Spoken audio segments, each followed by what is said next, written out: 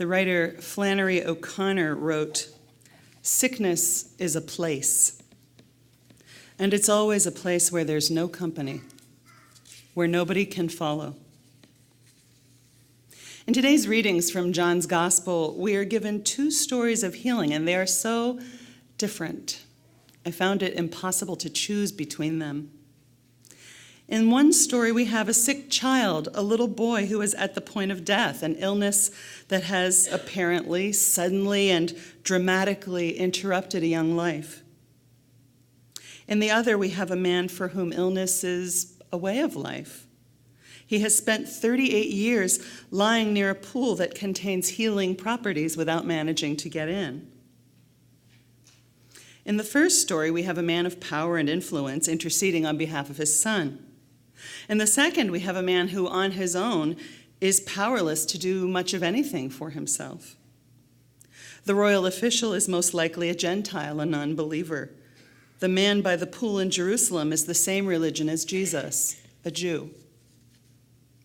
What binds these stories together is illness, that other country of which O'Connor speaks.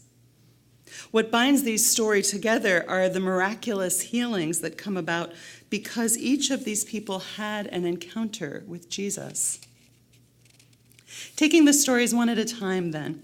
In the first, we have a father whose son is sick. He's a royal official, the father, a man who we can presume has some power at his disposal and also some wealth. A man who orders people around, a man who more often than not gets his own way. But when his little boy is sick, and this is the thing about illness, his power vanishes. His wealth is insignificant. He cannot command the disease, the fever, the cancer, whatever it is that has brought this child to the brink of the abyss between life and death. And so he leaves Capernaum for Cana in Galilee, which is roughly the same distance as Binghamton to Owego. Less than half an hour if you have a car, but of course, he didn't have a car. It's a walk of about 10 hours. The royal official has heard of Jesus. I don't know about you, but I don't much like the Jesus he meets.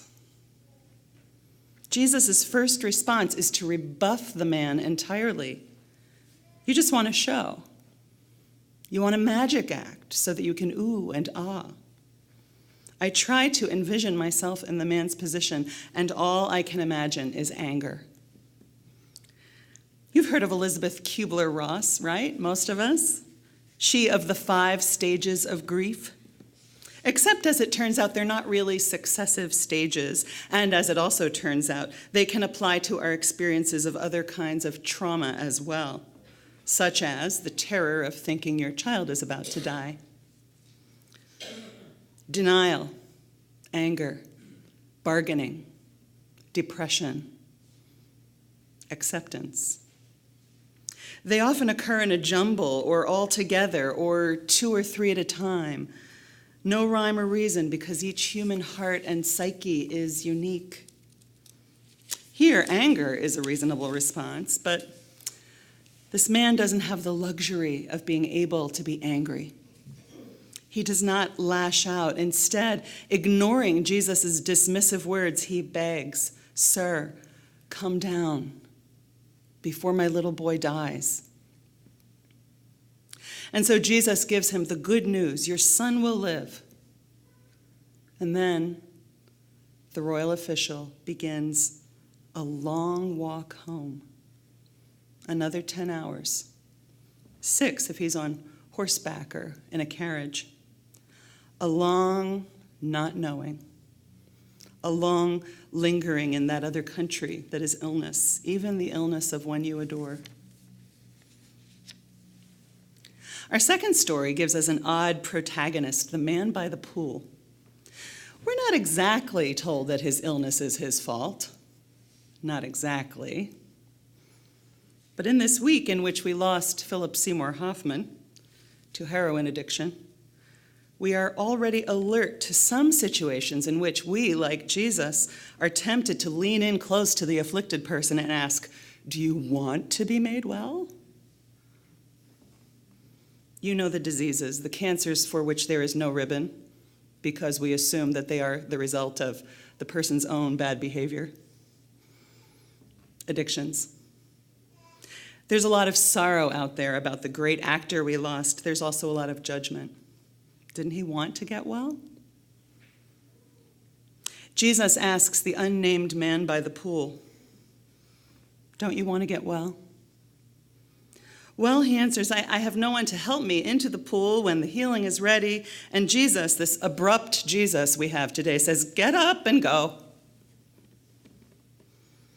And what follows is a series of stunning conversations in which the healed man not only does not express any gratitude for his brand new life, but actually turns Jesus into the religious authorities for healing him on the Sabbath. This in order to get out of trouble for carrying his mat around on the Sabbath. Jesus sees him one last time and leaves him with some ominous words that sound a lot like a threat. So the good news is people are healed. People are healed. Both the child who is completely off stage and the man who goes and tattles on Jesus. And maybe the really good news,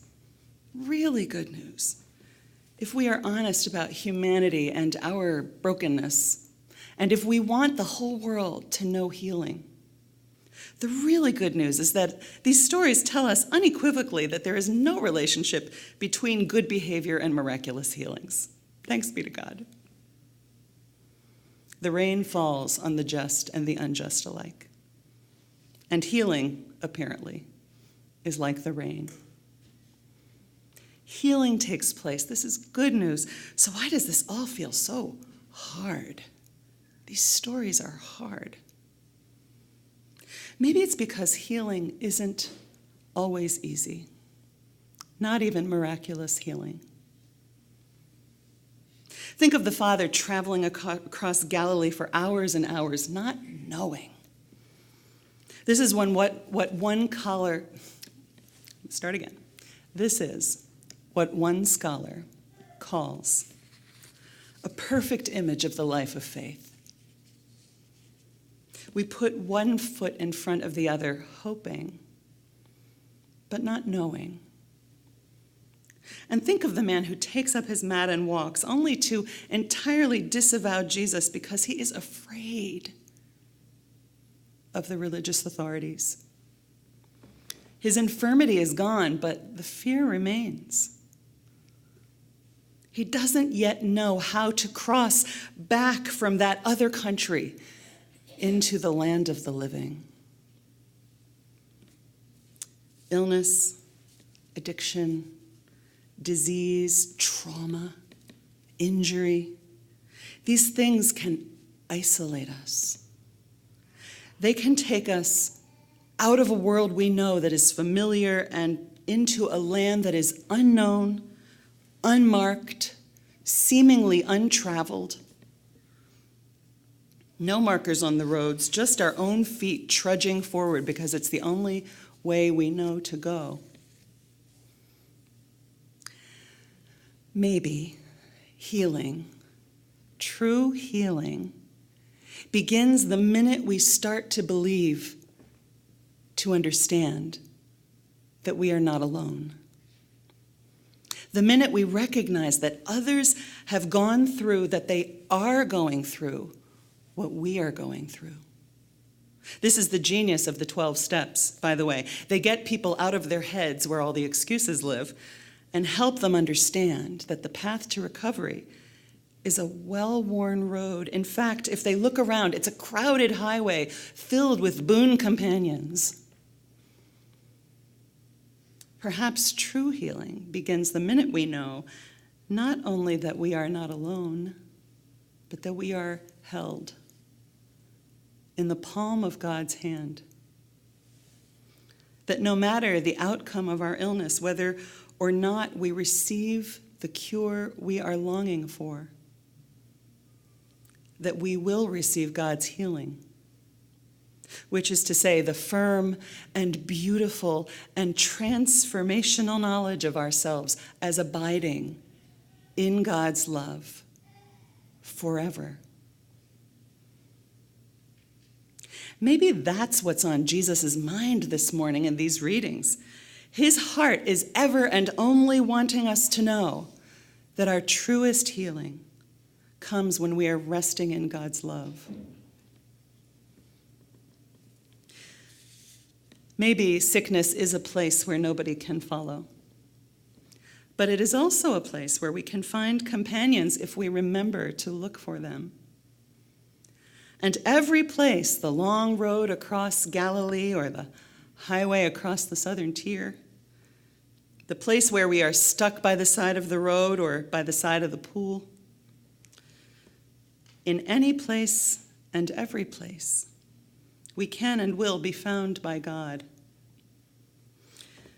And whether we are sleepless in our own beds or sleepless beside the hospital beds of our beloved, we can know that we are all held by God, day and night, waking and sleeping, living and dying.